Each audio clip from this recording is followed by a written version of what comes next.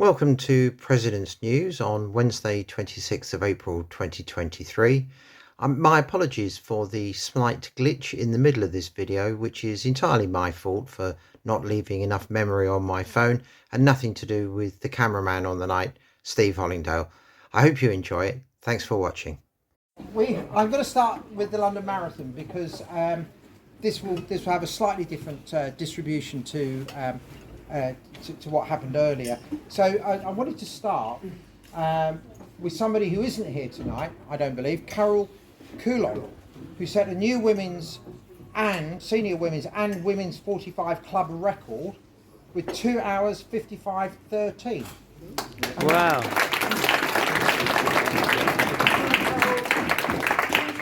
And that knocked 3 minutes 31 seconds off the previous record, which was set by Janida Williams in 1989.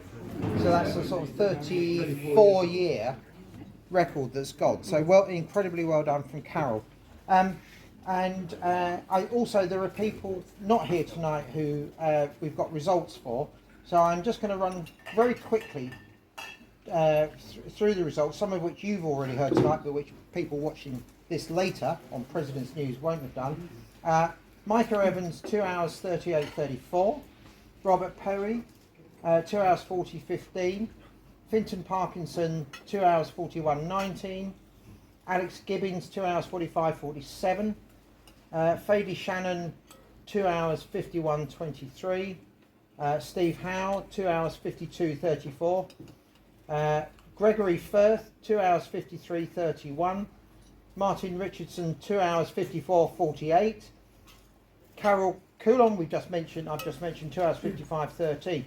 A lot of packing around the 2 hours 50 bit. It would have been a brilliant mob match result. Ashley Pearson, who is here tonight, 3 hours 5:49. Steve Evenden, 3 hours 7:56. Francois Berrier, 3 hours 23:10. Bourne Barricore, 3 hours 41:21. George Collins, 5 hours 4:54, and Anita Evenden, we know, did the virtual marathon in 5 hours 18:23. So congratulations to all of you.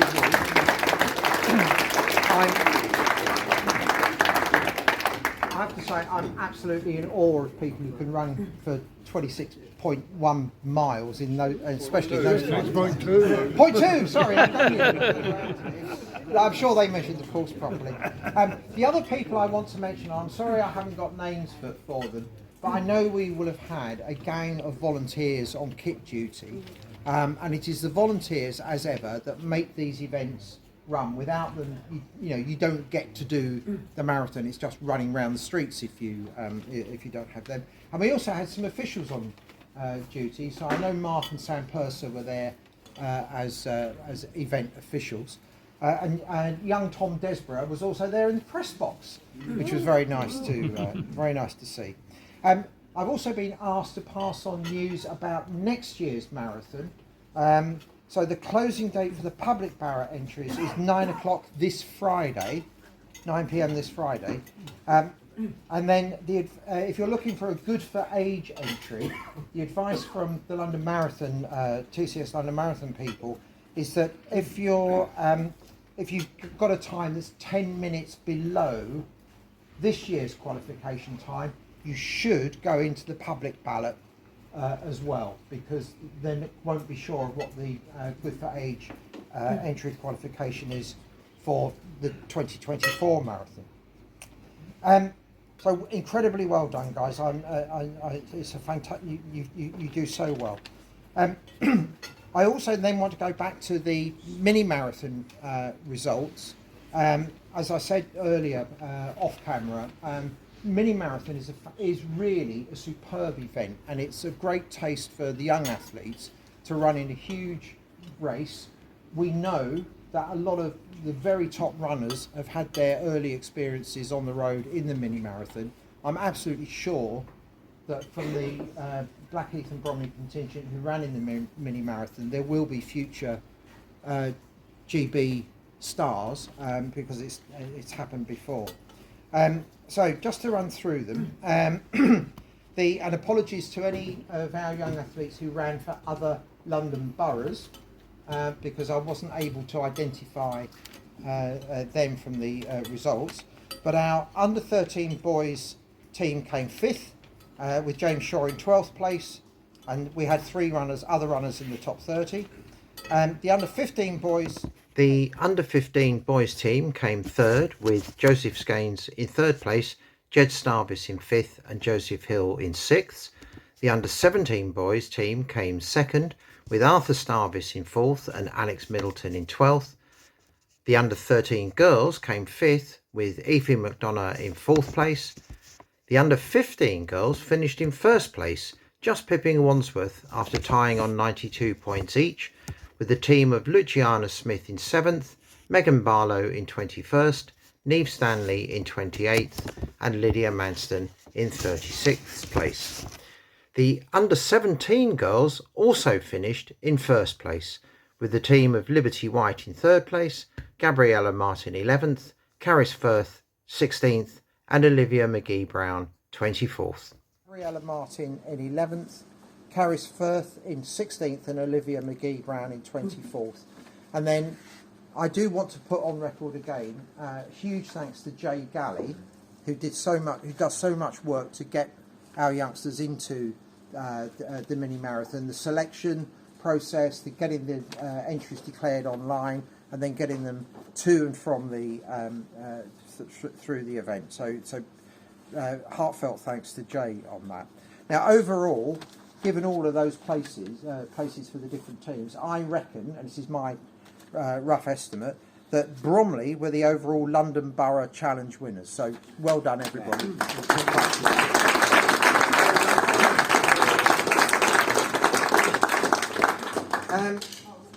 Right.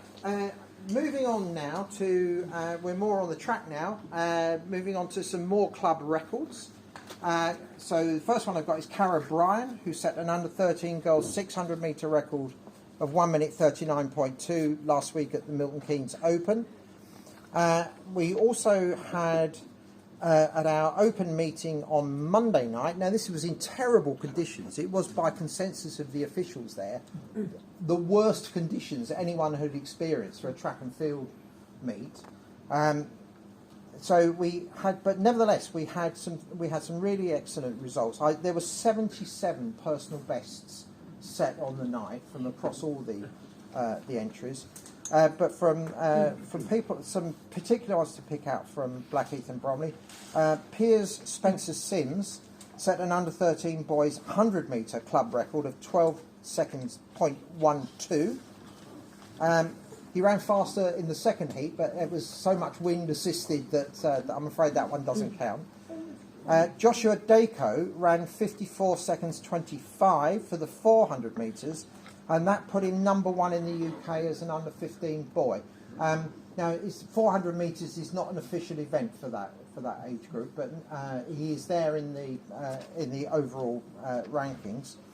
And Leah Kiriakou ran 60 seconds 97 for 400, and that's the leading time in the UK for an under 15 girl so far this year. So very well done to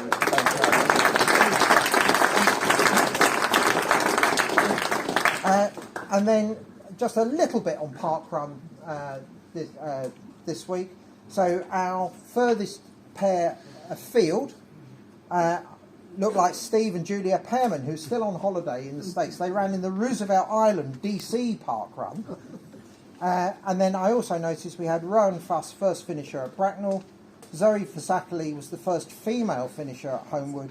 And Joseph Georgiadis was the second finisher at Daventry. So it was some really terrific results in different parts of the world. Staying with track just for a moment, I'm also now going to put in a plea for some fundraising. We have a real need to buy some electronic distance measuring equipment. This is used in field events, particularly for long throws. Now we have a unique opportunity that the company that we usually hire these things from is no longer going to hire them, but is selling off the kit at relative bargain prices. If you want to buy brand new kit, they're about £6,000 a time. We're being offered kit for 1,750 a time, and we'd like to get 2. So an appeal tonight to all of our members, not just the Wednesday night group who are here today, not just our young athletes as well, but if you know somebody who can contribute towards the cost of that, it would be greatly appreciated. It's the kind of equipment that really helps us get through our home matches, our field events in sort of super fast time, so everybody has a really good experience at accurate measuring of their throws and jumps. And then last little bits from me, so just a reminder of some upcoming events. 29th of April, which is this Saturday, we have the Kent Young Athletes League. We'll have 16 clubs competing here on Saturday. Hopefully the weather will be a lot better than it was on Monday night. On Sunday, we're going to Hemel Hempstead for the Youth Development League lower age group league match. Bank holiday Monday, we got the Ted Pepper 10K. And then following Saturday, we've got here again Youth Development League, but the lower age group. And then for the first time in over 30 years, the weekend after, on the 13th and 14th of May, we're hosting the Kent Championships here. Now, I hope lots of our members are going to enter events, but if you're not entering an event, come along and support the other Blackheath people who are there. That is my news. I'm going to look at Terry, if there is any news on bonus ball. Oh, yes.